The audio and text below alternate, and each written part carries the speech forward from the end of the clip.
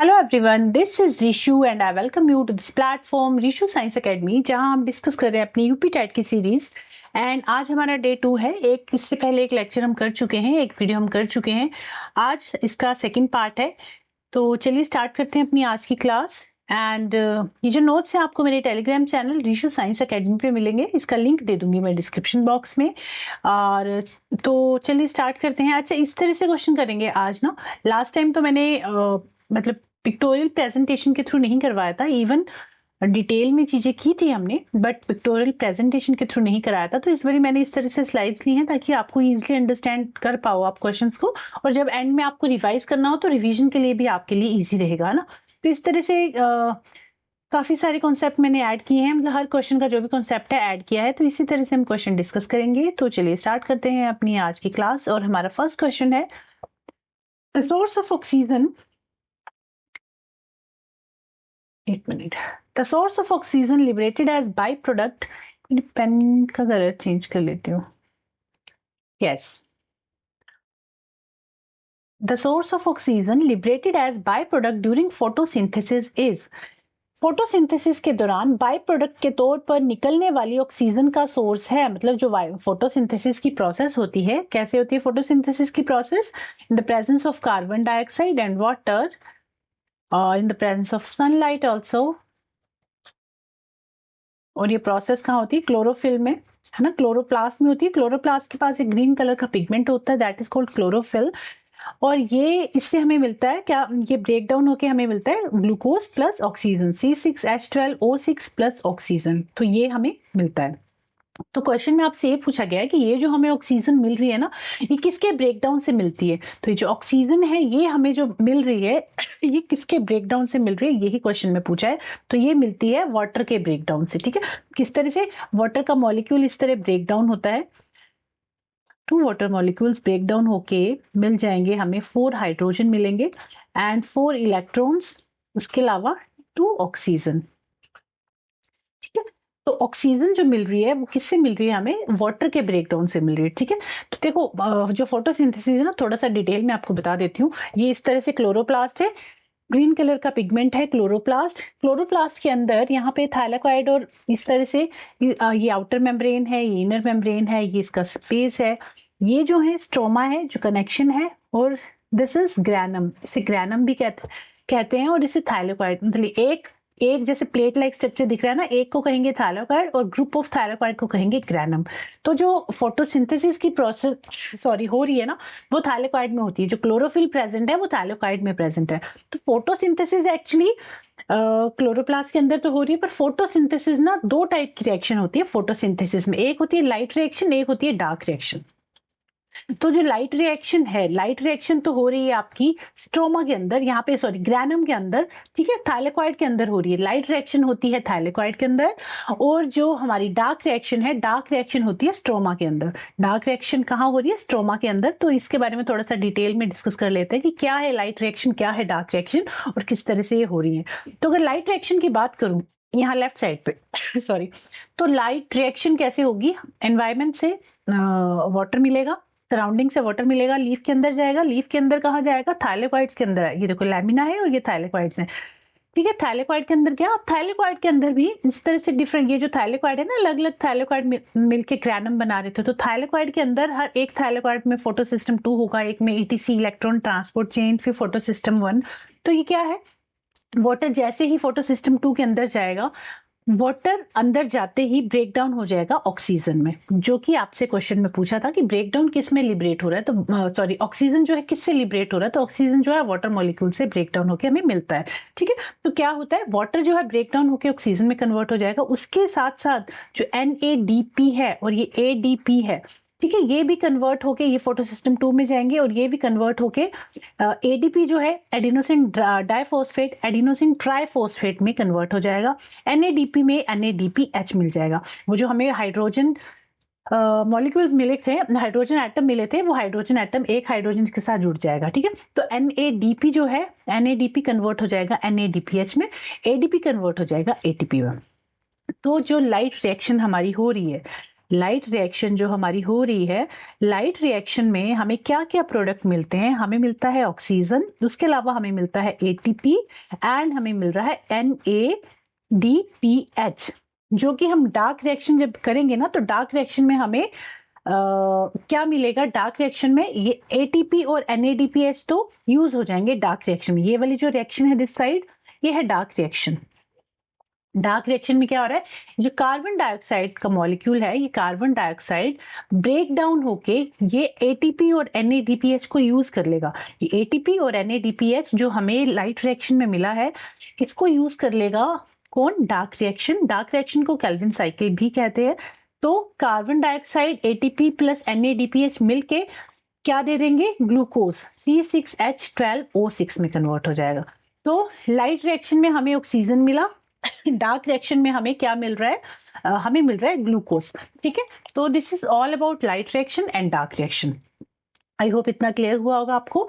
Light reaction और dark reaction दोनों कहाँ हो रहे हैं? क्लोरोफिल, क्लोरोप्लास्ट के अंदर। जो एक क्लोरोप्लास्ट के अंदर हो रहे हैं। क्लोरोप्लास्ट एक पिगमेंट है जिसके अंदर क्लोरोफिल प्रेजेंट है। क्लोरोफिल में भी थाइलेक्वाइड जो है वहां पे लाइट रिएक्शन हो रहा है, और जो स्ट्रोमा है, स्ट्रोमा में डार्क लाइट रिएक्शन हो रहे हैं थाइलेक्वाइड में, डार्क रिएक्शन हो रहे हैं स्ट्रोमा में। ठीक है, और ये जो डार्क रिएक्शंस हैं इसे केल्विन साइकिल भी कहते हैं। आगे मैंने डिटेल में लिखा हुआ है, जस्ट मैं आपको समझा रही थी। तो फोटोसिंथेसिस की प्रोसेस क्या है? It is a process by which green plant prepare their own food, जिसमें जो प्लांट्स हैं अपना खाना खुद बनाते हैं by using sunlight, carbon dioxide, water और क्लोरोफिल, जो कि कहाँ प्रेजेंट है? क्लोरोप्लास्ट में प्रेजेंट है। तो ओवरऑल रिएक्शन क्या होती है? Carbon dioxide plus 12 molecules of water combine करके in the presence of light and chlorophyll, it gives us carbon dioxide, water and glucose, oxygen and some amount of water also. ठीक है, तो ये oxygen dark reaction से मिला है, क्या बोल रही हूँ मैं, ग्लूकोज डार्क रिएक्शन से मिला है, और ये जो ऑक्सीजन है ये हमें लाइट रिएक्शन से मिला है। आई होप इतना क्लियर हो गया होगा कि किस तरह से हमें ऑक्सीजन मिला। ये क्वेश्चन में पूछा था, बट फिर भी हम सारे कॉन्सेप्ट को डिटेल में डिस्कस करेंगे। जरूरी नहीं नेक्स्ट टाइम भी, क्योंकि अगली बार तो सेम क्वेश्चन रिपीट नहीं होना है ना। तो क्वेश्चन को घुमा फिरा के, कुछ भी कॉन्सेप्ट तो सेम रहेगा, बट कॉन्सेप्ट जो क्वेश्चन है आपका वो घुमा फिरा के एग्जामिनर पूछेगा। तो आपको पता होना चाहिए क्या कौन कौन से क्वेश्चन बन सकते हैं, और अगर कोई भी क्वेश्चन बने, अगर आपका बेसिक क्लियर है तो आप जो है उस क्वेश्चन को जल्दी सॉल्व कर लोगे, है ना। इस बार ऑक्सीजन का पूछा था, मान लीजिए अगली बार पूछ लेगा ग्लूकोज का, कि ग्लूकोज कैसे बनता है। तो ग्लूकोज डार्क रिएक्शन में बन रहा था, कार्बन डाइऑक्साइड के ब्रेक डाउन होने से हमें क्या मिलता है? ग्लूकोज मिलता है। ठीक है, तो this is all about photosynthesis. हम दो तरह की रिएक्शंस हमने देखी। लाइट रिएक्शन, जिसे लाइट डिपेंडेंट रिएक्शन कहते हैं, ये कहाँ होती है? थाइलेक्वाइड में होती है, और इसके लिए क्या चाहिए? Light, water, chlorophyll. Light energy is absorb by chlorophyll, और फोटोलिसिस ऑफ वाटर होता है। इसमें क्या हो रहा है? फोटोलिसिस ऑफ वाटर, की वाटर जो है ब्रेक डाउन होकर 4 हाइड्रोजन आयन 4 इलेक्ट्रॉन्स में ब्रेक होगा, और ऑक्सीजन मॉलिक्यूल भी मिलेगा इसको। तो oxygen is released, ATP and NADP are produced. तो मेन प्रोडक्ट जो बने थे लाइट रिएक्शन में, एटीपी, NADPH और ऑक्सीजन। ये ऑक्सीजन जो है एटमॉस्फेयर में रिलीज हो जाएगा, और एटीपी और NADPH को जो डार्क रिएक्शन है वो यूज कर लेगा फूड के ग्लूकोज को बनाने के लिए। ठीक है, चलिए, ये है डार्क रिएक्शन, जिसे लाइट इंडिपेंडेंट रिएक्शन कहते हैं। It is also called Calvin cycle, and ये कहाँ होता है? स्ट्रोमा में होता है। It needs carbon dioxide, ATP, NADPH, और ये कन्वर्ट हो जाएगा ग्लूकोज में, C6H12O6। मेन प्रोडक्ट इसमें ग्लूकोज बनता है। पर्पस क्या है? Synthesize food in the form of carbohydrates. तो आई होप लाइट रिएक्शन और डार्क रिएक्शन आपको क्लियर हुआ होगा कि what is the difference between light reaction. Light reaction के लिए सनलाइट की जरूरत होती है। Dark reaction does not need direct sunlight. It occurs in thylakoid, it occurs in stroma, it produces ATP, NADPH, O2 and it produces glucose. ठीक है, तो I hope ये आपको क्वेश्चन समझ में आया होगा कि the source of oxygen liberated as by product during photosynthesis is, तो क्या है? कहां से मिला है हमें ऑक्सीजन? तो हमें मिला है वाटर से। ठीक है, वाटर को के टूटने से हमें मिला ऑक्सीजन। क्लियर? तो आपका जो राइट आंसर है that is option number B. चलिए नेक्स्ट क्वेश्चन पे चलते हैं। अच्छा, टोटल 20 क्वेश्चन हम डिस्कस करने वाले हैं। जैसे लास्ट प्रीवियस क्लास में 20 क्वेश्चन डिस्कस किए थे, वैसे ही इस क्लास में भी 20 क्वेश्चन डिस्कस करेंगे। तो इस तरह से 20 क्वेश्चन डिस्कस कर लिया करेंगे इन डिटेल। क्वेश्चन नंबर 2 है, the component of blood that prevent it's clotting in intact blood vessels, कि ब्लड वेसल्स में जो हमारा ब्लड बहता है, खून बहता है, उसको क्लोट करने से क्यों कौन बचा रहा है? वो ब्लड जो है क्लोट क्यों नहीं होता ब्लड वेसल्स में, तो कौन बचाता है उसको क्लोटिंग होने से? यही क्वेश्चन में पूछा है। खून का वह हिस्सा जो उसे सही सलामत खून की नसों में जमने से रोकता है वह है थ्रोम्बिन है, हेपरिन है, हीमोग्लोबिन है या एंटीबॉडी है? तो वो क्या है? वो है हेपरिन। क्यों है हेपरिन वो देख लीजिए। देखो, हमारा जो ब्लड है, कंपोनेंट्स ऑफ ब्लड में 4 मेन कंपोनेंट्स प्रेजेंट होते हैं हमारे ब्लड में। एक होता है प्लाज्मा, एक होता है platelets, white blood cells and fourth one is RBC. तो अगर मैं प्लाज्मा की बात करूं तो प्लाज्मा 55% प्रेजेंट होता है हमारे ब्लड में and this plasma contain around 90% water. उसके अलावा 10% ions, proteins, nutrients, waste and gases present होते हैं। प्लेटलेट्स की बात करूं तो प्लेटलेट्स और व्हाइट ब्लड सेल्स दोनों मिलकर 1% की रेशियो है इनकी हमारे ब्लड में, और रेड ब्लड सेल्स 44% प्रेजेंट होते हैं। ठीक है, तो अब कौन से कंपोनेंट का क्या फंक्शन है वो देख लेते हैं। अगर मैं प्लाज्मा की बात करूं जो कि 55% है हमारे ब्लड में, तो plasma is the liquid part of the blood जिसमें 90 to 92% वाटर होता है। इसका जो मेन फंक्शन है वो क्या है? इट ट्रांसपोर्ट डाइजेस्टेड फूड, जो डाइजेस्टेड फूड है उसको ट्रांसपोर्टेशन में हेल्प करता है, हार्मोन को कैरी करता है, help in waste removal, maintain blood pressure और प्रिवेंट क्लोटिंग, क्लोटिंग से बचाता है due to protein like heparin, जो कि आपसे क्वेश्चन में पूछा था, है ना। तो इसमें प्लाज्मा में ना और मेन 5 प्रोटीन्स प्रेजेंट होते हैं। हर प्रोटीन का डिफरेंट डिफरेंट फंक्शन होता है। तो वो 5 प्रोटीन कौन कौन से हैं? एक है एल्ब्यूमिन। एल्ब्यूमिन क्या करता है? Maintain osmotic pressure of blood. Globulin क्या करता है? प्रोवाइड इम्यूनिटी, एंटीबॉडीज बनाता है। थर्ड है फाइब्रिनोजन। ये पांचों प्रोटीन हमारे प्लाज्मा में ही प्रेजेंट है। फाइब्रिनोजन क्या करता है? Help in blood clotting, blood clotting में हेल्प करता है। फोर्थ है prothrombin. Prothrombin helps in formation of clot, जो क्लोट बन जाता है, जैसे कई बार हमें घाव हो जाता है, चोट हो जाती है, तो यहाँ पे जो क्लोट बन गया, फॉर्मेशन ऑफ क्लोट, वो कौन करता है? प्रोथ्रोम्बिन। ठीक है। फिफ्थ है हेपरिन, जो कि क्या करता है? प्रिवेंट क्लोटिंग इन इंटैक्ट वेसल्स, वेसल्स में तो जो खून बह रहा है उसको क्लोट होने से बचाता है हेपरिन। इम्यूनोग्लोबिन क्या करता है? Fight against infections. ठीक है, तो ये 5 प्रोटीन्स हैं। क्या क्या फंक्शन है उनके प्रोटीन्स के, ये मैंने आपको बता दिए। और ये पांचों 6 प्रोटीन जो हैं ये हमारे ब्लड में, प्लाज्मा में प्रेजेंट हैं। उसके अलावा red blood cells, white blood cells और प्लेटलेट्स का क्या काम है? तो रेड ब्लड सेल्स की अगर मैं बात करूं जो कि अराउंड 44% है हमारे ब्लड में, इट कंटेन्स हीमोग्लोबिन। और हीमोग्लोबिन क्या करता है? हीमोग्लोबिन बहुत इंपॉर्टेंट काम करता है। क्या करता है? Transport oxygen from lungs to body tissues, क्योंकि हमारे जो टिश्यूज हैं, हमारे सेल्स हैं, वहां पे रेस्पिरेशन के लिए ऑक्सीजन की जरूरत है। तो ये जो ऑक्सीजन है ये कौन पहुंचा रहा है हमारे ब्लड में? Red blood cells. ये जो हीमोग्लोबिन प्रेजेंट है, ये हीमोग्लोबिन जो है ये ऑक्सीजन को बाइंड अप कर लेती है and it gives red colour to blood. Oxygen को बाइंड कर लेगा और ट्रांसपोर्ट करने में हेल्प करता है। कौन? Red blood cells. थर्ड है व्हाइट ब्लड सेल्स, जिसे ल्यूकोसाइट्स भी कहते हैं, and it fight against infection. इसको शोल्जर ऑफ द बॉडी भी कहते हैं, और ये हमारी बॉडी को पैथोजन से बचाता है, इन्फेक्शन से बचाता है। And it provides immunity. ये क्या करता है? इम्यूनिटी प्रोवाइड करता है। फोर्थ है प्लेटलेट्स, और ये दोनों, इन दोनों को मिला के जो रेशियो है that is 1%। Platelets blood clotting में हेल्प करते हैं, prevent excess bleeding during injury. ज्यादा खून ना बह जाए, हम जब हमें चोट लगती है तो हमारा खून ज्यादा ना बहे, तो इसमें इसके लिए कौन रिस्पॉन्सिबल है? हमारे प्लेटलेट्स रिस्पॉन्सिबल है। ठीक है, तो ये 4 कॉम्पोनेंट्स हैं हमारे ब्लड के। कौन से कंपोनेंट का क्या मेन फंक्शन है वो आपको पता चल गया। तो the component of blood that prevent it's clotting in intact blood vessel, खून की नसों में जमने से रोकता है, वो क्या है? हेपरिन। वो है हेपरिन। ठीक है, चलिए नेक्स्ट क्वेश्चन पे चलते हैं। नेक्स्ट क्वेश्चन है, third question is islets of Langerhans are present in. Langerhans के आइलेट्स कहाँ पाए जाते हैं? तो islets of Langerhans are present in actually pancreas. अब पेनक्रियाज में कहाँ पाए जाते हैं? ये देखिए जो पेनक्रियाज है ना, that is are mixed gland. ये क्वेश्चन भी पूछा जाता है कि मिक्स्ड ग्लैंड कौन सी ग्लैंड को कहा जाता है? तो पेनक्रियाज को मिक्स्ड ग्लैंड और ड्यूल ग्लैंड कहते हैं। क्यों कहते हैं?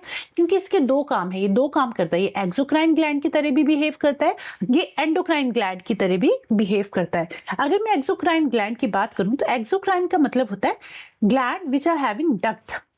जिनके पास प्रॉपर ओपनिंग होती है, प्रॉपर सिक्रीशन होता है उनकी ओपनिंग से, ठीक है। फॉर एग्जांपल एंजाइम्स हो गए, जैसे सलाइवा हो गया, सलाइवा कौन सिक्रीट करता है? सलिब्री अमाइलेज जो हमारे माउथ में है वहां से सलिब्री अमाइलेज एक एंजाइम है जो सलाइवा सिक्रीशन में हेल्प करती है, और सलिब्री डक्ट हमारे माउथ में प्रेजेंट है, और वो कौन सी ग्लैंड है? एक्सोक्राइन ग्लैंड है। फॉर एग्जाम्पल हमारे आंसू हैं, टीयर है, ईयर वैक्स है, स्वेटिंग है, तो इनके लिए प्रॉपर एक ओपनिंग बनी हुई है। तो ये जो है डक्ट की ग्लैंड्स होती है, इनकी प्रॉपर एक डक्ट होती है, ठीक है। और ये जो पेनक्रियाज है, पेनक्रियाज भी एक्सोक्राइन ग्लैंड की तरह बिहेव करता है, और ये एंडोक्राइन ग्लैंड की तरह भी बिहेव करता है। एंडोक्राइन ग्लैंड में क्या होता है? ऐसी ग्लैंड्स जो अपना सिक्रीशन डायरेक्टली ब्लड में मिक्स कर देती हैं, इनके पास अपनी कोई ओपनिंग, अपनी कोई डक्ट नहीं होती, ये अपना सिक्रीशन डायरेक्ट ब्लड में मिक्स करती हैं। तो पेनक्रियाज एक्सोक्राइन और एंडोक्राइन दोनों ही तरह बिहेव करता है। It is located behind the stomach in the abdominal cavity. तो अगर पेनक्रियाज के एक्सोक्राइन फंक्शन की बात करूं तो पेनक्रियाज जो है वो पेनक्रियाटिक जूसेस सिक्रीट करता है जो कि डाइजेशन में हमारी हेल्प करता है। एंड ये पेनक्रियाटिक जूसेस कौन कौन से हैं? अमाइलेज, ट्रिप्सिन, लाइपेज, ठीक है। It helps in digestion of food. Amylase क्या कर रहा है? कार्बोहाइड्रेट को डाइजेस्ट करता है, ट्रिप्सिन प्रोटीन को डाइजेस्ट करता है, लाइपेज फैट्स की डाइजेशन में हेल्प करता है। और अगर एंडोक्राइन सिस्टम की बात करूं तो endocrine part of pancreas is formed by the islets of Langerhans, जो कि आपका क्वेश्चन था कि जो एंडोक्राइन फंक्शन है हमारे पेनक्रियाज का, जो एंडोक्राइन पार्ट है पेनक्रियाज का, it is formed by actually islets of Langerhans.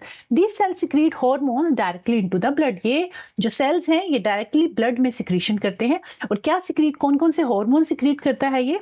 तो ये सिक्रीट करता है insulin, glucagon and somatostatin. Insulin की बात करूं तो इंसुलिन क्या करता है? हमारे जो ब्लड ग्लूकोज लेवल है उसको कम करता है। ग्लूकागन क्या करता है?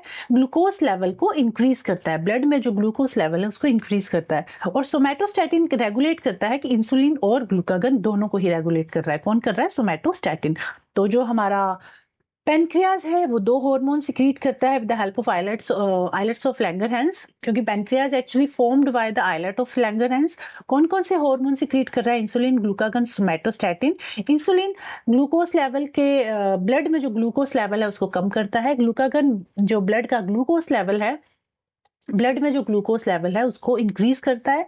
सोमैटोस्टैटिन दोनों को रेगुलेट करता है, ठीक है। तो एक्सोक्राइन पार्ट डाइजेशन में हेल्प करता है, एंडोक्राइन पार्ट जो है पेनक्रियाज का ब्लड शुगर लेवल को कंट्रोल करता है। Hence pancreas perform digestive as well as hormonal function. Digestion में भी हेल्प करता है, हार्मोन भी रिलीज करता है। तो islet of Langerhans are present in actually pancreas. Clear? Question number 4 पे चलते हैं। एंजाइम्स, एंजाइम्स आर केमिकली, जो एंजाइम्स हैं हमारी, जैसे सलिब्री अमाइलेज है, ट्रिप्सिन है, अभी हमने देखी लाइपेज है, वो जो एंजाइम्स हैं दे आर एक्चुअली केमिकली ये प्रोटीन होते हैं। एंजाइम्स आर केमिकली क्या है? Protein. Enzymes are biological catalyst that speed up chemical reaction. Enzymes क्या करते हैं? केमिकल रिएक्शन को स्पीड अप कर देते हैं, इंक्रीज कर देते हैं without being used up in the reaction. खुद यूज्ड हुए बिना वो केमिकल रिएक्शन को इंक्रीज कर देते हैं, फास्ट कर देते हैं।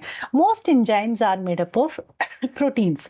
तो main function of enzyme, enzyme का मेन फंक्शन क्या होता है? It helps in digestion of food, metabolic reaction, assist in respiration, help in growth and repair of tissues. ये एंजाइम्स के मेन काम होते हैं। तो कुछ मेन एंजाइम्स हैं, जैसे अमाइलेज है, तो अमाइलेज क्या कर रहा है? स्टार्च को शुगर में कन्वर्ट करता है। ट्रिप्सिन क्या करता है? प्रोटीन को एमिनो एसिड में कन्वर्ट कर रहा है। लाइपेज क्या कर रहा है? फैट को फैटी एसिड या ग्लिसरॉल में ब्रेक डाउन करता है। तो ये कुछ एंजाइम्स हैं, इनके कुछ फंक्शंस हैं।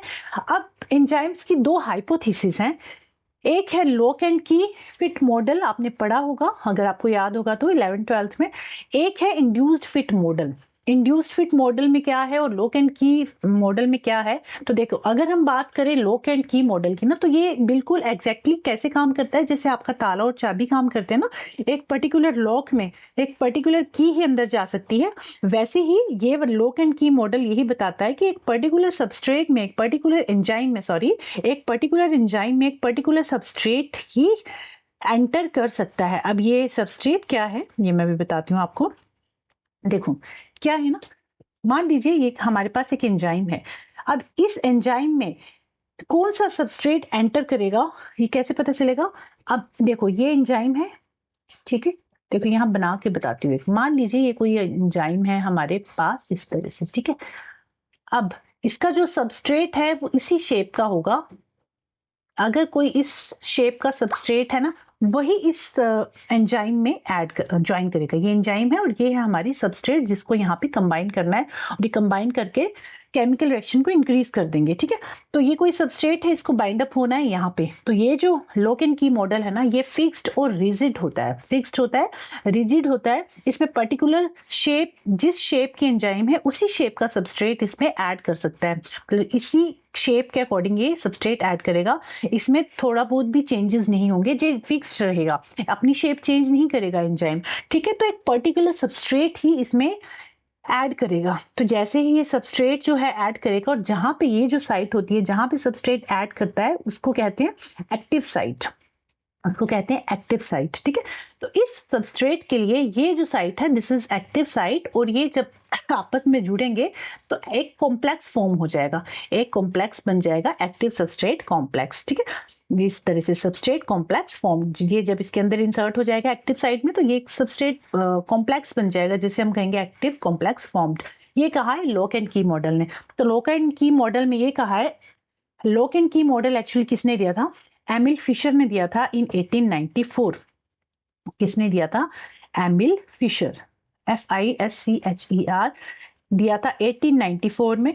इंड्यूस्ड फिट मॉडल जो है ये दिया था कोशलैंड ने, कोशलैंड ने इन 1958, 1958। ठीक है, तो एमिल फिशर ने जो लोकेंट की मॉडल दिया था, उन्होंने ये कहा था कि इसमें जो सबस्ट्रेट फिट होता है ना एग्जैक्टली एक्टिव साइट का ही होना चाहिए।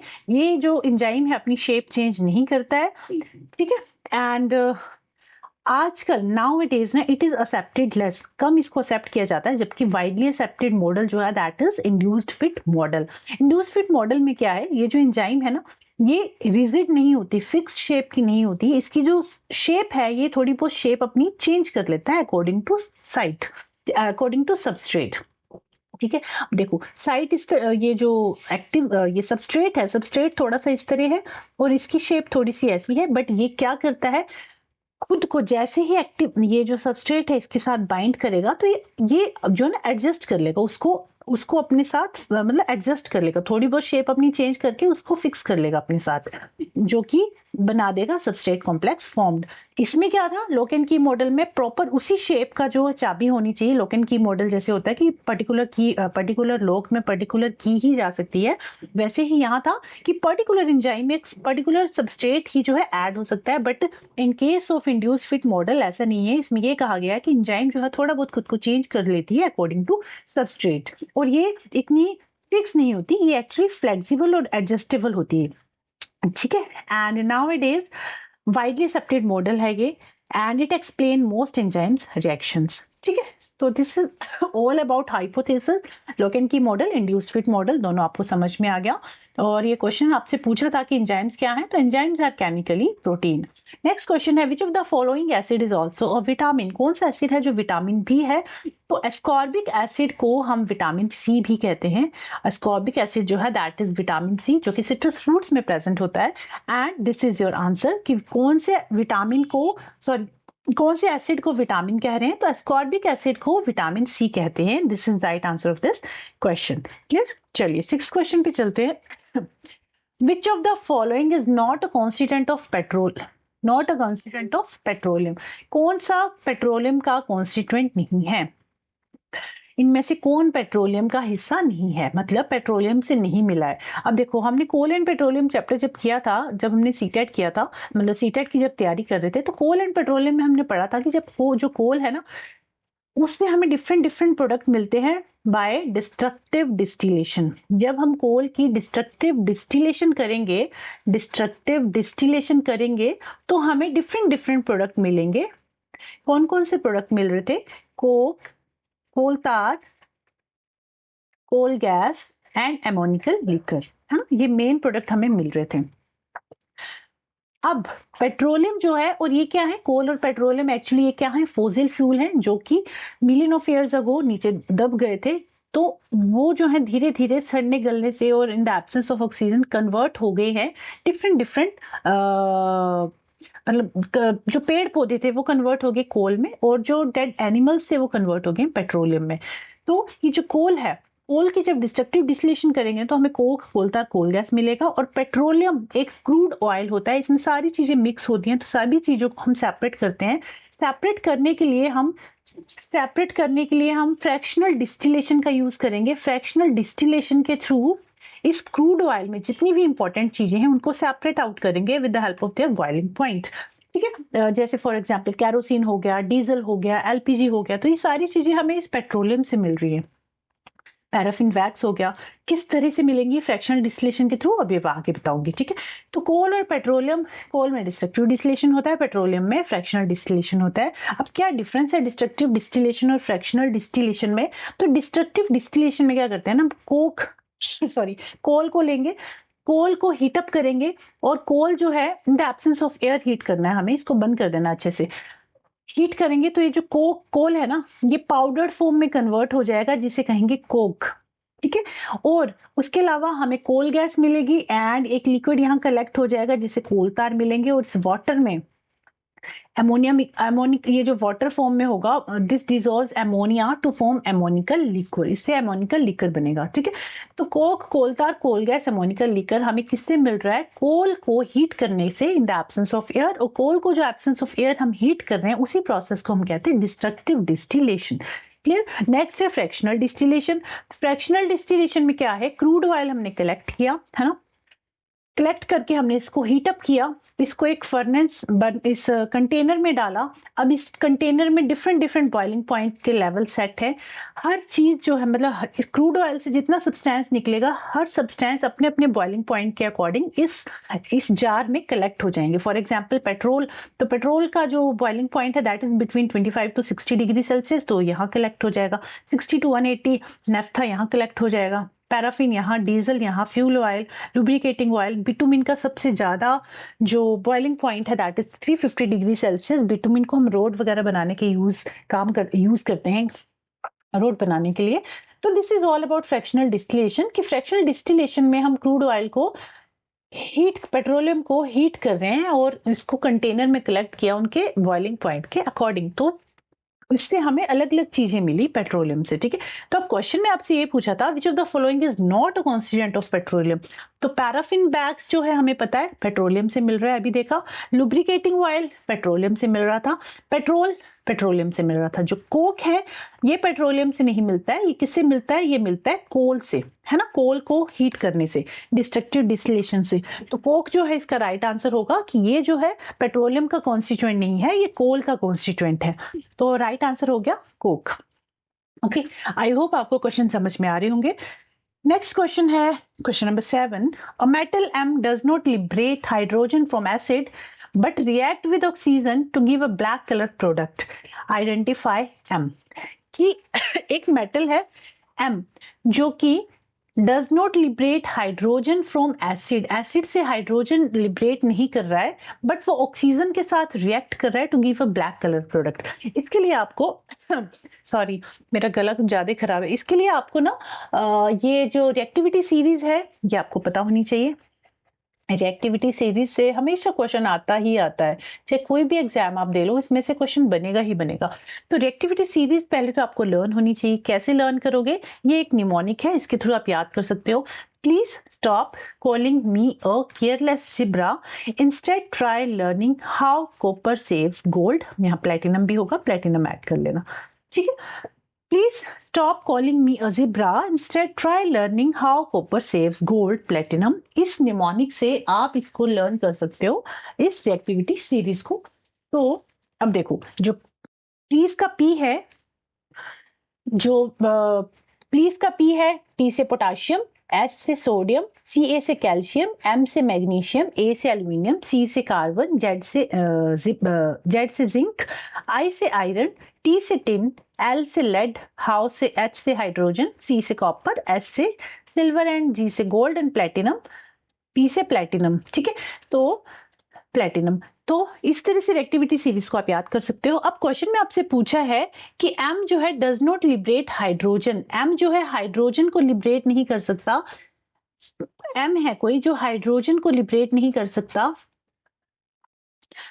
सॉरी कहाँ गया, does not liberate hydrogen but react with oxygen. Hydrogen को लिबरेट नहीं कर सकता, मतलब वो हाइड्रोजन से वीक है, क्योंकि दैट्स अगर हाइड्रोजन से कोई चीज स्ट्रॉन्ग होगी, मान लीजिए जिंक है तो जिंक तो हाइड्रोजन को रिप्लेस कर देगा, बट हाइड्रोजन से कोई चीज अगर वीक है तो वीकर सब्सटेंस जो है ना स्ट्रॉन्गर सब्सटेंस को रिमूव नहीं कर सकता, ठीक है। तो ऐसी चीज जो हाइड्रोजन को लिबरेट नहीं कर पा रहा है, तो हाइड्रोजन को लिबरेट कौन नहीं कर पाएगा? Copper, magnesium, calcium, sodium.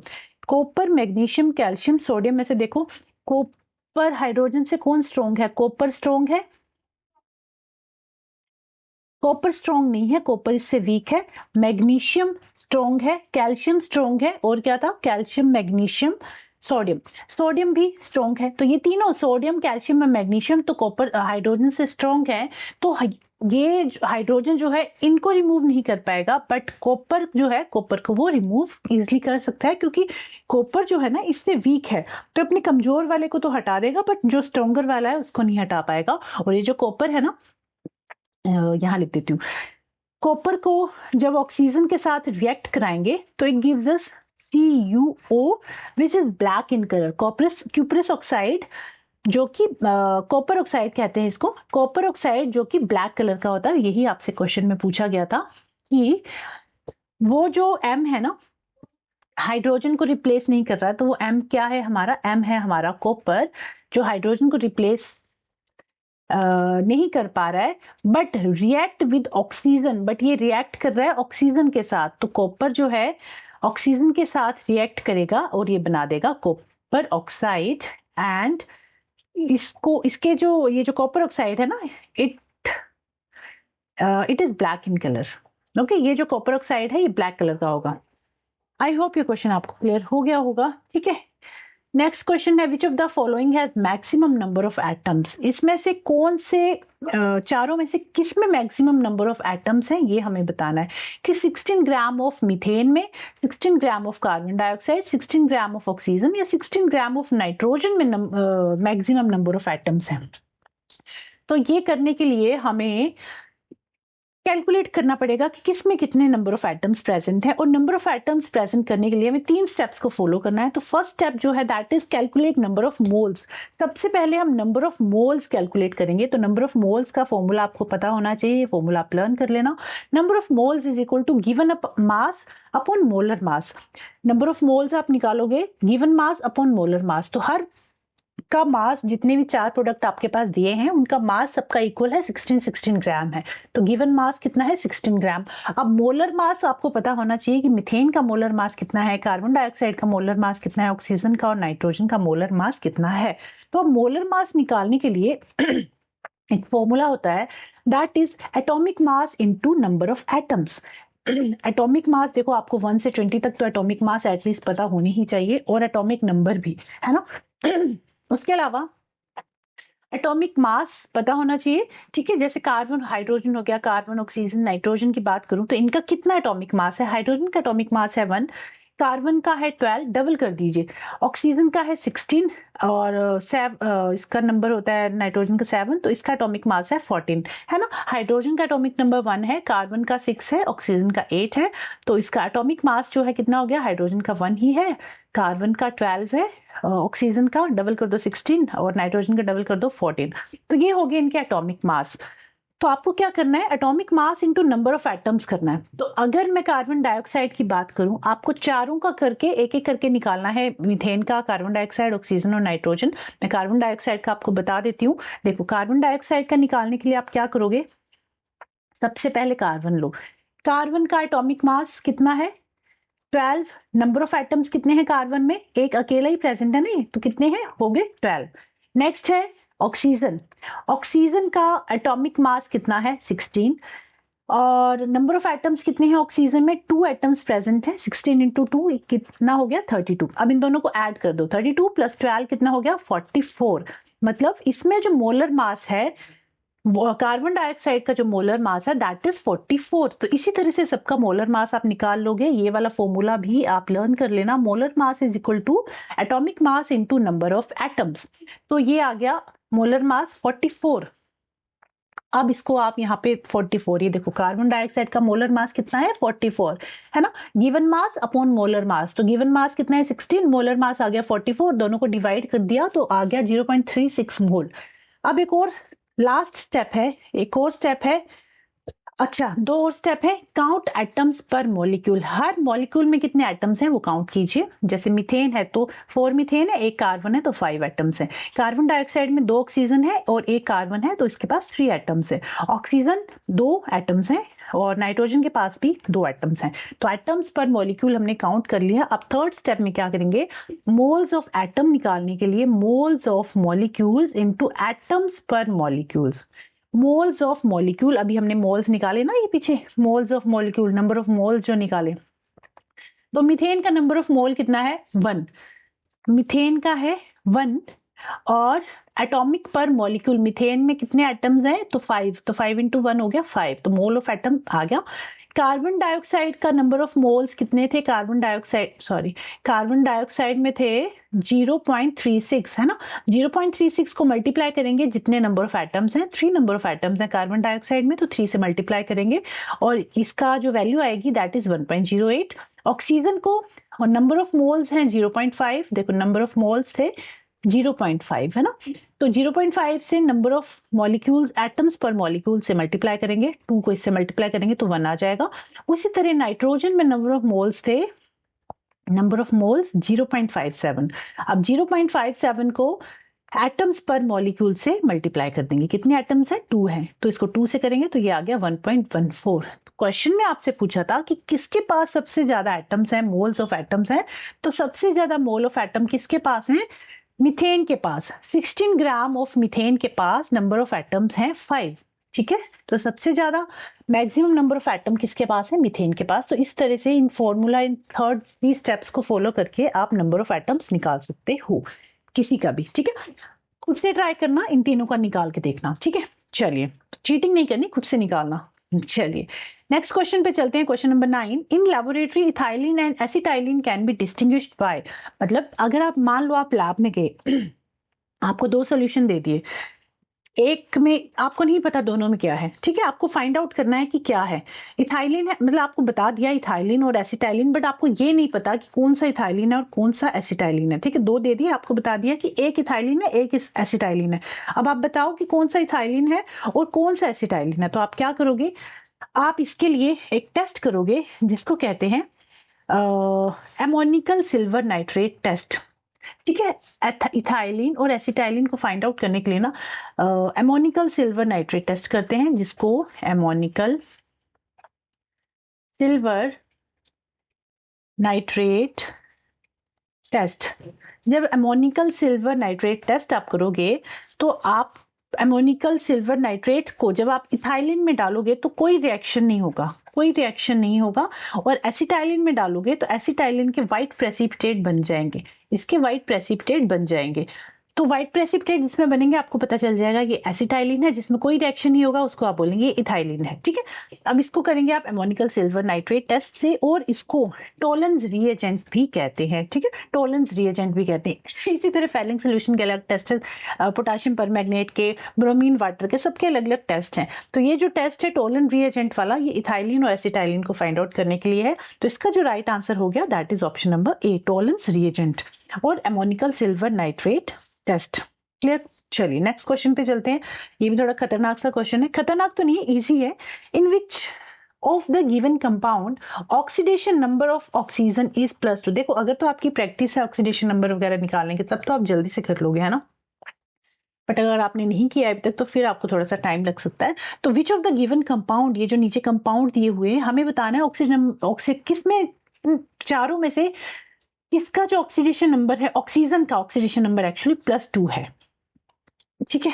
तो इसके लिए एक तो सबसे इंपॉर्टेंट रूल आपको पता होने चाहिए कि अगर ऑक्सीजन की बात करूं तो ऑक्सीजन के केस में एक रूल है जो आपको पता होना चाहिए कि ऑक्सीजन का यूजुअली -2 ऑक्सीडेशन स्टेट होता है, ऑक्सीडेशन नंबर होता है एक्चुअली, ऑक्सीजन का जो ऑक्सीडेशन नंबर है यूजुअली दैट इज -2। पर ऑक्साइड के केस में ऑक्सीजन का जो ऑक्सीडेशन नंबर होता है वो -1 होता है। सुपर ऑक्साइड के केस में सुपर ऑक्साइड के केस में जो ऑक्सीडेशन नंबर होता है वो हाफ हो जाता है, -12, और ऑक्सीजन +2 एक ही केस में होगा, ऑक्सीजन जो है ना +2 एक ही केस में है, किस केस में? OF2 के केस में, जो कि दिया हुआ है ये यहाँ पे OF2 है ना। बट आप वैसे भी निकाल के भी देख सकते हो कि किसका कौन से कंपाउंड में ऑक्सीडेशन नंबर +2 है, निकाल के आप कैसे देखोगे वो मैं बताती हूँ। बट ये एक रूल है जो आपको पता होना चाहिए, नोट डाउन कर लेना कहीं पे। अब देखो एक एक करके या तो निकालो। देखो फर्स्ट जो कंपाउंड है दैट इज NaO2। NaO2, अब इसमें भी ना कुछ कुछ मेटल्स हैं जिनके आपको एटॉमिक ऑक्सीडेशन नंबर पता होने चाहिए। तो अगर ग्रुप 1 की बात करूं मैं, ग्रुप 1, जो ग्रुप 1 होता है ना उसके जो मेटल्स हैं लाइक सोडियम हो गया, पोटाशियम हो गया, उनका जो ऑक्सीडेशन नंबर होता है वो +1 होता है। उसके अलावा जो ग्रुप 2 के मेटल्स हैं, ग्रुप 2 के जो मेटल्स हैं उनका जो जैसे कैल्शियम, मैग्नीशियम वगैरह, उनका जो ऑक्सीडेशन स्टेट है वो +2 होता है। फ्लोरीन का फ्लोरीन का -2 होता है। ऑक्सीजन का भी यूजुअली -2 ही होता है। हाइड्रोजन का +1 होता है। तो ये भी आप नोट डाउन कर लेना किसका ऑक्सीडेशन स्टेट कितना होता है, ठीक है। आप क्वेश्चन पे आइए। अगर आपको एक एक करके निकाल के देखना है तो अगर NaO2 की बात करूं तो मान लो आपको NaO2 का निकालना, तो आप कैसे निकालोगे? NaO2, सोडियम का भी मैंने बताया ऑक्सीडेशन स्टेट +1 होता है, ठीक है। सोडियम का यूजुअली ऑक्सीजन का चेंज होता रहेगा, जैसे पेरोक्साइड के केस में इसका जो है वो -1 है, सुपर ऑक्साइड के केस में -12 है, तो ये चेंज होता रहेगा। तो जो फिक्स्ड है, जिनका हमें पता है कि फिक्स्ड है, तो वो आपको पहले लिख लेना। सोडियम का +1 होगा हमेशा, +1 ऐसे लिखो, +1। अब ऑक्सीजन का लिखो, ऑक्सीजन का लिखोगे आप, ऑक्सीजन को आप x मान लीजिए, ठीक है, ऑक्सीजन को आप मान लीजिए x। तो यहां लिख दीजिए 2x एंड इक्वल टू 0, मतलब जितने भी ऑक्सीडेशन नंबर है उनको ऐड करके देखो आप। तो ऐड आप किस तरह से करोगे? ऐड आप इस तरह से करोगे, हाँ, सोडियम का हो गया 1, ऑक्सीजन को हमने x मान लिया, 2x इक्वल टू 0। अब आप क्या करोगे? 2x इक्वल टू 0 और x इज इक्वल टू 2 को यहां ले आओ, तो x इज इक्वल टू इस साइड आ गया, तो x हो गया -2। तो फर्स्ट वाला जो कंपाउंड है उसका, उसमें जो ऑक्सीजन है उसका ऑक्सीडेशन स्टेट है -2, हमें बताना है +2 वाला। तो ये ऑप्शन नहीं होगा, ये गलत हो गया, इसको इरेज कर दो। सेकंड पे आओ, सोडियम ऑक्साइड, सोडियम का भी मैंने बताया था +1, तो सोडियम का Na2O है ना, अच्छा पहले NaO2 था, NaO2, अच्छा ठीक है कोई बात नहीं। नेक्स्ट है Na2O, तो Na2O कैसे करोगे? सोडियम का +1 और कितने 2 एटम्स हैं इसके सोडियम के, 2 प्लस ऑक्सीजन को x मान लो और इस तरह से 0 कर लो, है ना। 2 + 1,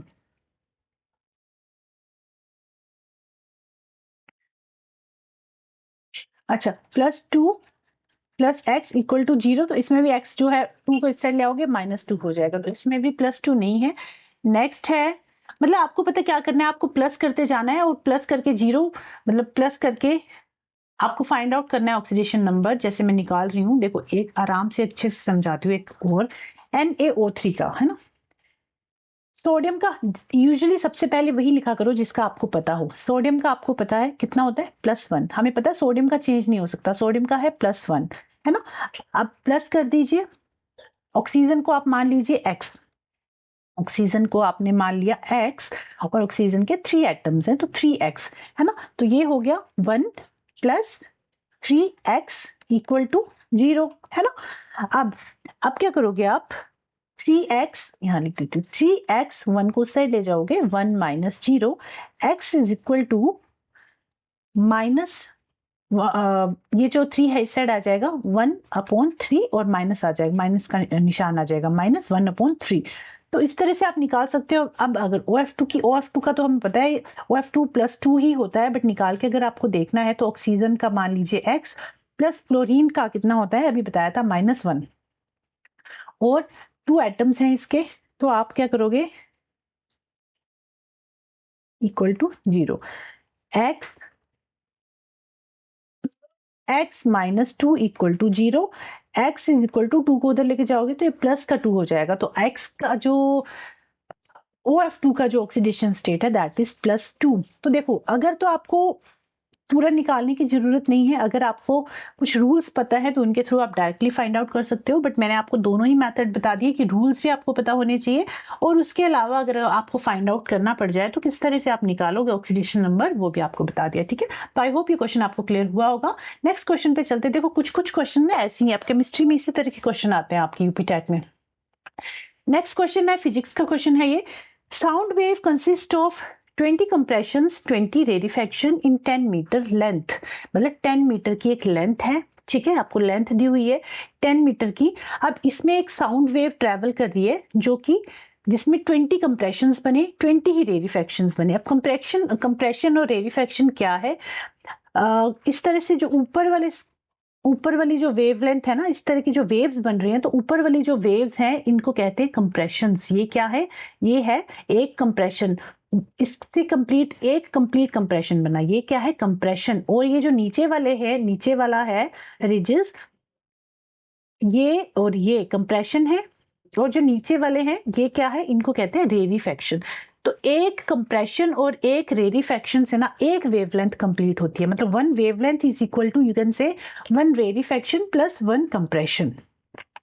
ठीक है, तो उसने कहा है कि 20 रेरिफेक्शंस है और 20 ही कंप्रेशंस हैं। इट मींस अगर 20 कंप्रेशंस हैं और 20 ही रेरिफेक्शंस हैं, इट मींस कितनी वेवलेंथ है, 20 वेवलेंथ है। हाँ वेवलेंथ है, मतलब 20 वेव्स बनी है ना। तो अब आप इसका फॉर्मूला अप्लाई कीजिए वेवलेंथ निकालने के लिए, नंबर ऑफ वेव्स निकालने के लिए आप क्या करोगे, टोटल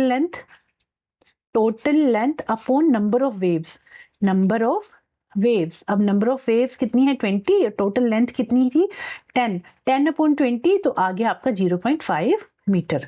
बट आंसर ऑप्शन जो है सेंटीमीटर में दिया है, तो आपको क्या करना है 0.5 को आप मल्टीप्लाई कर दीजिए 100 से एंड आपका आंसर आ जाएगा 50 सेंटीमीटर। तो आपका जो राइट आंसर है दैट इज 50 सेंटीमीटर।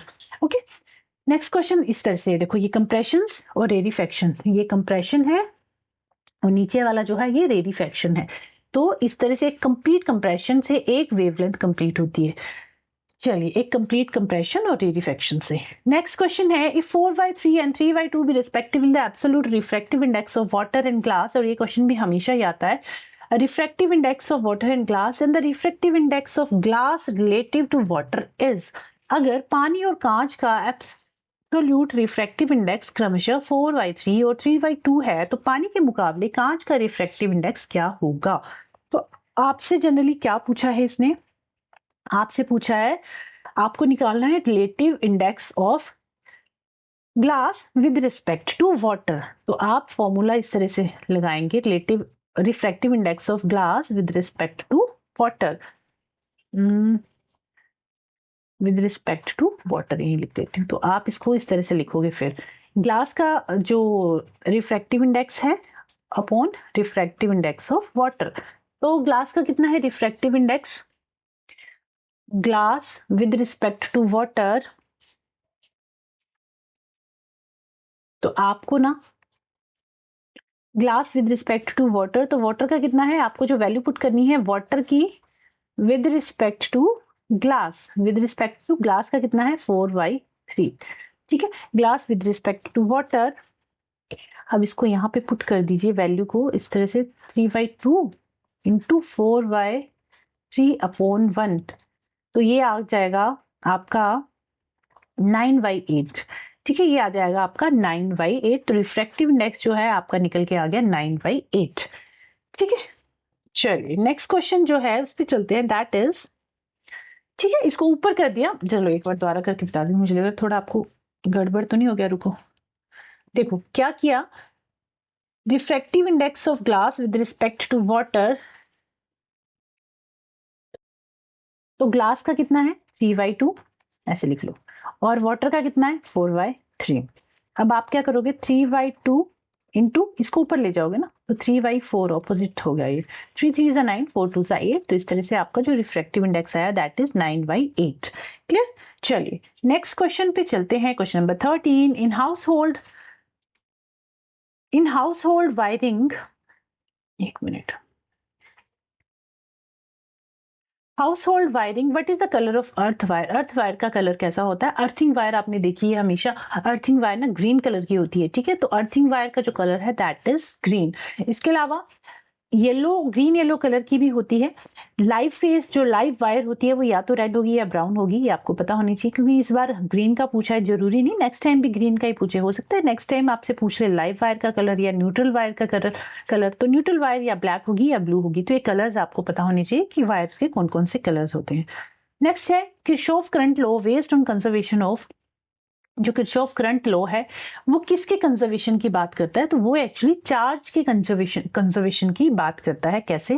देखो किरचॉफ करंट लॉ क्या कहता है ना कि जितना करंट आता है, जो इनकमिंग करंट है that is equal to outgoing current, कि जितना करंट आ रहा है, ये जो I1 आया, I1 आया, I4 आया, तो जितना ये करंट है ना, मान लो ये 7 या 8 एम्पियर का करंट है, तो यहां से जो फाइनल करंट आएगा, आउटगोइंग करंट भी उतनी ही होगी, 8 एम्पियर ही होगी, ठीक है। तो किरचॉफ करंट लॉ यही कह रहा है कि जो इनकमिंग करंट है that is equal to outgoing current. This is all about this conservation Kirchhoff current law, ठीक है। तो किरचॉफ करंट लॉ किसकी बात कर रहा है? चार्जेस की बात कर रहा है, मोमेंटम, मास या एनर्जी की बात नहीं कर रहा है, चार्ज की बात कर रहा है। और वो कहता है कि चार्ज जो है ना, हमें पता है चार्ज जो है it can not be created और not destroyed at a junction. तो जितना करंट एंटर किया था उतना ही, जितना करंट यहाँ से एंटर किया उतना ही करंट जो है लीव करेगा। इसका आंसर होगा conservation of charge. Next question है question number 15, what is silk farming? Silk farming को क्या कहते हैं? सिल्क फार्मिंग को सेरीकल्चर कहते हैं, रेशम पालन। टिस्टिकल्चर कल्चर जो है मछली पालन से रिलेटेड है, एग्रीकल्चर कृषि से रिलेटेड, एपीकल्चर, टिस्टिकल्चर, एपीकल्चर ना मधुमक्खी से रिलेटेड है, मछली पालन नहीं है, मधुमक्खी पालन है, ठीक है, ठीक कर लेना, एपीकल्चर मधुमक्खी पालन होता है। तो सिल्क फार्मिंग जो है इसका ऑप्शन नंबर ए है, सेरीकल्चर।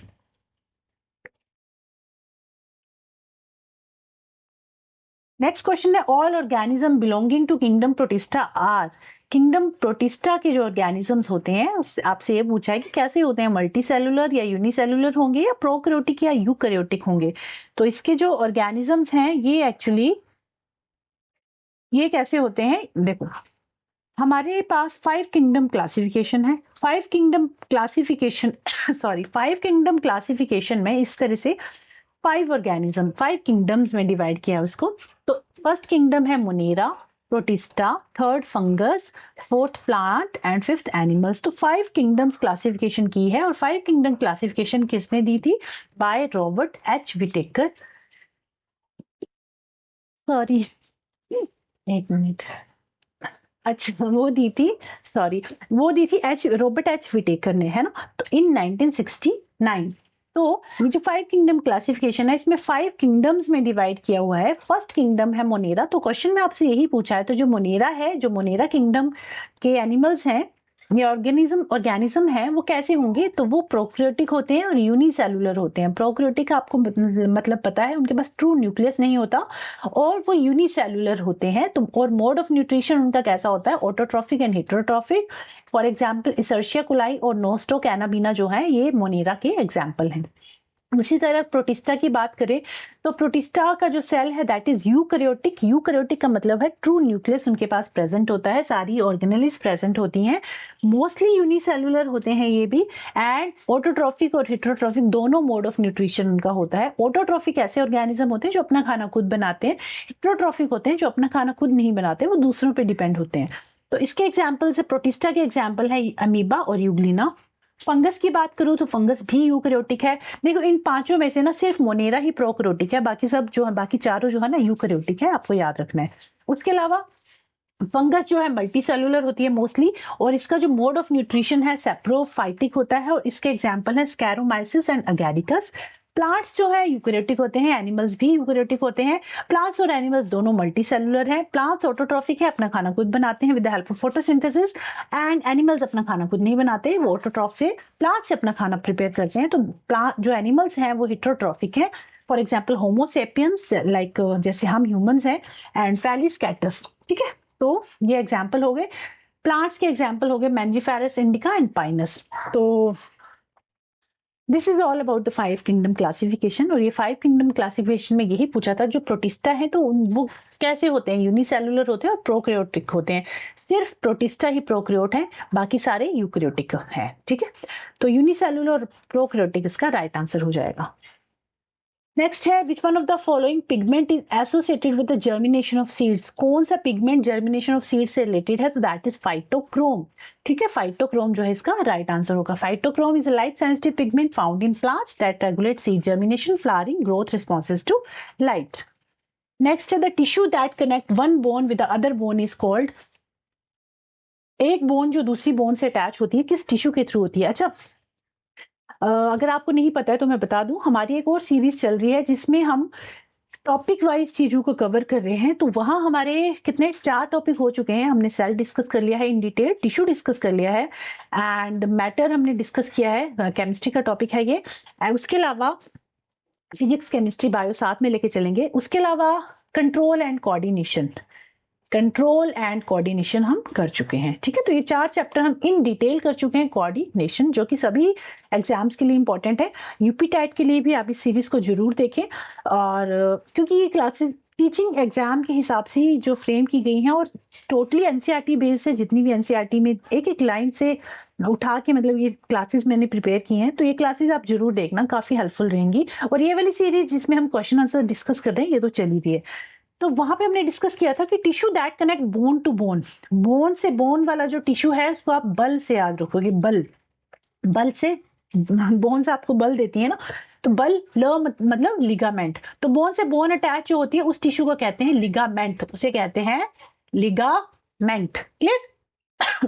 और बोन से मसल्स, बोन से अगर मसल्स अटैच हैं उसको कहते हैं कार्टिलेज, उसको कहते हैं कार्टिलेज।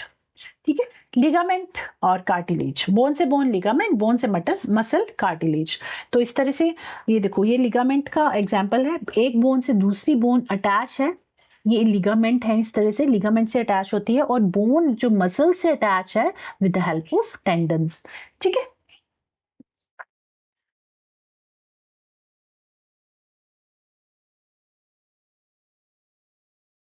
अच्छा यहाँ मैंने कार्टिलेज लिख दिया है, कार्टिलेज नहीं होगा यहाँ पे, टेंडन्स कर लेंगे यहाँ पे, टेंडन्स। ठीक है, बल से याद रखेंगे bone to bone ligament, bone to muscle tendons, bone से मसल जो है टेंडन्स है वो। ठीक है, इस तरह से टेंडन्स और लिगामेंट्स, लिगामेंट बोन से बोन, टेंडन्स बोन से मसल। चलिए, तो आपका जो राइट आंसर होगा कि बोन से बोन अटैच है, that is with the help of ligaments. चलिए नेक्स्ट क्वेश्चन पे चलते हैं। विविपेरस जर्मिनेशन ऑफ सीड अकर इन, बीजों का विविपेरस अनुकरण इनमें होता है। देखो, एक तो नॉर्मल जर्मिनेशन होती है, एक होती है विविपेरस जर्मिनेशन। विविपेरस जर्मिनेशन में क्या होता है ना, जो सीड्स होते हैं, कोई प्लांट मेच्योर हुआ, उसका सीड, जैसे मैंगो का है, जैसे मटर का प्लांट है, तो मटर का जो प्लांट है उसके सीड जो है वो मटर का प्लांट बर्स्ट करेगा, उसके सीड इस तरह से उसके सीड्स अंदर होते हैं ना, बर्स्ट करेगा, सीड नीचे गिर जाएंगे, सीड नीचे गिर जाएंगे, उसको प्रॉपर एनवायरनमेंट मिलेगा जर्मिनेशन के लिए, तो ग्रो कर जाएगा न्यू प्लांट में। बट जो विविपेरस जर्मिनेशन है ना, उसमें क्या होता है, जो सीड होता है, जो सीड है वो पेरेंट प्लांट से अटैच होता है, वो पेरेंट प्लांट से अटैच होता है। जब वो थोड़ा सा ग्रो करके थोड़ा सा बड़ा हो जाएगा, उसके बाद पेरेंट प्लांट से वो अलग होता है। पर जब तक वो सीडलिंग छोटा प्लांट ना बन जाए तब तक वो पेरेंट के साथ ही अटैच रहता है। तो उसका क्या एग्जाम्पल है, आपसे ये पूछा है, उसका एग्जाम्पल है राइजोफोरा। राइजोफोरा में क्या होता है, देखो, एक तो नॉर्मल जर्मिनेशन होती है, जैसे मैंने मटर का एग्जाम्पल दिया या मैंगो का एग्जाम्पल दिया। मैंगो आपने खाया, आपने उसका सीड फेंक दिया, सीड जो है कुछ टाइम बाद अगर उसको प्रॉपर एनवायरमेंटल कंडीशंस मिलेंगी सर्वाइव करने के लिए, तो ग्रो कर जाएगा न्यू प्लांट में। बट विविपेरस जर्मिनेशन में क्या है ना, seed is still attach to the parent plant, seed जो है पेरेंट प्लांट के साथ अटैच होता है। Place of development on the mother plant के साथ ही वो डेवलप होगा। सीन द प्लांट्स, अब इस तरह के प्लांट्स कहाँ पाए जाते हैं, जो मार्शी और सैलीन एरियाज हैं वहां पाए जाते हैं। इसका एक एग्जांपल है राइजोफोरा, है ना। और जो नॉर्मल जर्मिनेशन है उसमें क्या होता है, सीड फॉल हो जाता है। यूजुअली डोरमेंसी पीरियड का मतलब होता है, डोरमेंसी पीरियड होता है ब्रेक डाउन होना, मतलब कि उसमें से शूट और रूट निकलना शुरू हो जाएगी। ठीक है, तो यूजुअली डोरमेंसी पीरियड प्रेजेंट होता है, इसमें एब्सेंट होता है, क्योंकि ये मदर के साथ ही अटैच होके ग्रो कर रहा है। ये मदर से कुछ टाइम बाद ही सेपरेट होता है, थोड़ा सा ग्रो करने के बाद सेपरेट होगा, बट नॉर्मल केस में क्या होता है, नॉर्मल जर्मिनेशन में सीड जो है नीचे गिर जाएगा और वो खुद से ग्रो करेगा, और ये इसका जो डेवलपमेंट का प्लेस है वो सॉइल में ही डेवलप करेगा। Adaptation common in most plants, Pisum sativum मटर का साइंटिफिक नेम है। तो normal germination seed first disperse then germinate in soil, but viviparous germination में seed germination before detaching from parent plant, parent plant से detach हुए बिना ही वो ना जर्मिनेट करना स्टार्ट हो जाता है। फिर जब थोड़ा सा बड़ा हो जाएगा तो फिर वो पेरेंट प्लांट से डिटैच हो जाता है। ठीक है, तो इसका एक एग्जांपल है राइजोफोरा। अब आज का लास्ट क्वेश्चन है, SI unit of heat is, ऊष्मा की एसआई इकाई क्या है? तो एसआई यूनिट ऑफ हीट जो है दैट इज कैलोरी। नहीं सॉरी, जूल। ऐसा यूनिट जूल है, कैलोरी जो है ना सीजीएस यूनिट है। कैलोरी हो गया, अर्ग हो गया, सीजीएस यूनिट है, और वॉट तो पावर की यूनिट है। ठीक है, तो ऐसा यूनिट हीट की क्या है? जूल है। And this is the last question of today's class. इसके अलावा अब नेक्स्ट क्लास में मिलेंगे, और आप मुझे कमेंट करके जरूर बताना कि आपको क्लास कैसी लगी। इसी तरह की अगली क्लासेस भी लेके आऊँ आपके लिए, या फिर नॉर्मल जैसे हम डिस्कशन करते हैं वैसे करें, या फिर जिस तरह से मैंने आज आपको कंटेंट प्रोवाइड किया है क्वेश्चंस का उस तरह से डिस्कस करें। ठीक है, तो आप मुझे कमेंट करके जरूर बताना। उसके अलावा मैंने आपको बता ही दिया कि हमारी जो थ्योरी वाली क्लासेस हैं वो चल ही रही हैं, वो क्लासेस भी आप जरूर देखें, काफ़ी हेल्पफुल रहेंगे आपके एग्जाम के लिए। एंड चलिए मिलते हैं फिर अपनी नेक्स्ट क्लास में, और ये नोट्स आपको मेरे Telegram channel Rishu science academy पे मिल जाएंगे, इस लिंक को आप ज्वाइन कर लेना। चलिए फिर मिलते हैं नेक्स्ट क्लास में, तब तक के लिए बाय बाय, टेक केयर।